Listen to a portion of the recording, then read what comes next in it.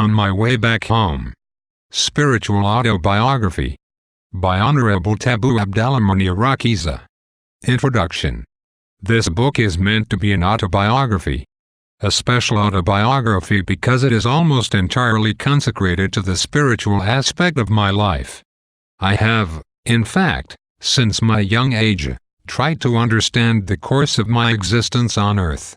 It is due to a series of coincidences, which, in the first place, did not have any causal link between them.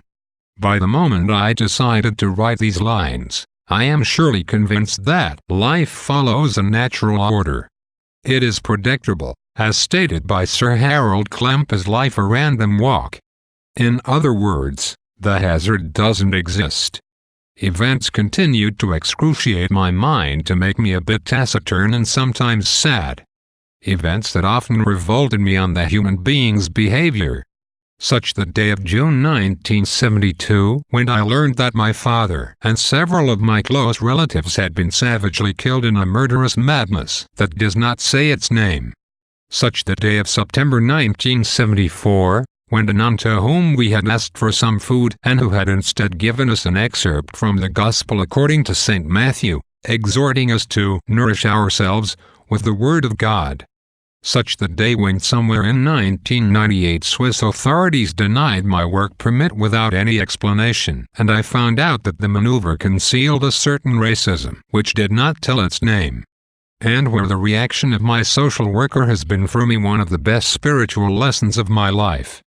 Such that Friday on February 9, 2007, when I had nearly been a victim of a police smudge, but I understood without holding grudges that it was only an assessment error of an unexperienced young squaddie.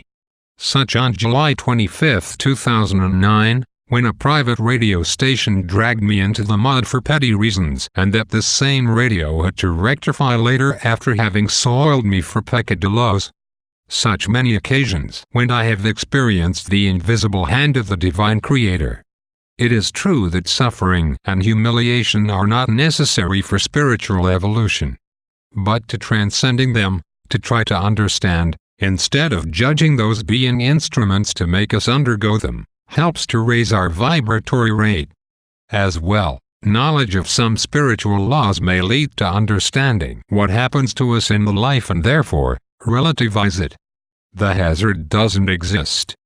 Today, then, by deciphering the succession of all my happy and unfortunate events, I can affirm without being boastful that they are all part of good things that the Divine Creator has granted me in order to let me know myself and, from there, to know Him.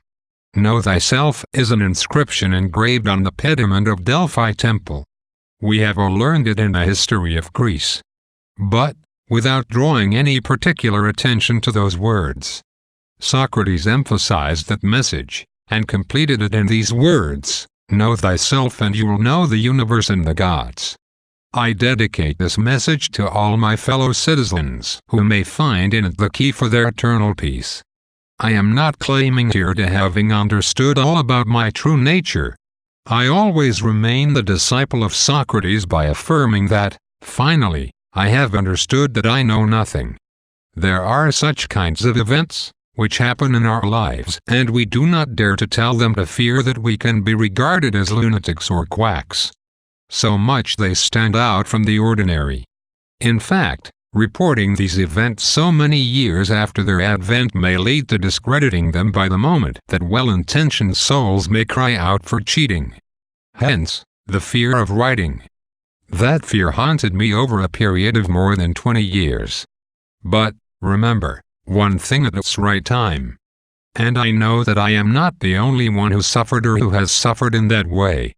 If I make this decision of writing on this subject today, it is for many reasons, namely, small bullet, I feel the time has come.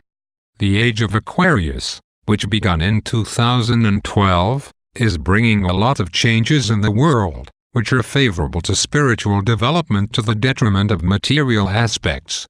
The man will get aware more and more of his being part of a whole, and will struggle to find his place and his mission down on this planet. Small bullet is a way of giving tribute to the Creator who created us in His own image. Throughout my life, I felt His presence, His protective force. I consider this divine blessing in my favor as a way of granting me enough time for learning, as a soul, to know what I'm seeking, my karma and my mission in this life. I am persuaded that the purpose of my existence in this life is to serve and help others, spreading divine love all around me. If I have myself fully benefited from it throughout my present existence, it is to give it to other people who need it. Otherwise life would be meaningless. Small bullet. I hearten those who are still hesitating to partake with others their similar experiences to show up from their torpor. This is also a way to make humanity evolve. Small bullet. I wish this book would help in stopping the genocide against what some society groups wrongly call wizard children.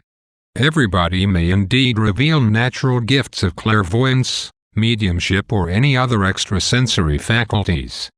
And particularly, those very young children that some societies find no better than ill-treating or slaughtering them. Small bullet. This is also an occasion to give tribute to the people I met in my life. I have wittingly altered some names for evident reasons. But I know they will recognize themselves by reading these lines. One and the other would find here the expression of my acknowledgement.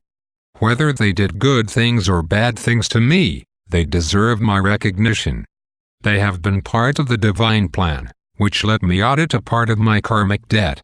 Small bullet. Finally, it is a message of love that I dedicate to the whole humankind. Indeed, my aim in writing this book is to invite everyone to try to understand the nature of relationships with our contemporaries instead of judging them and making them responsible for our misfortunes.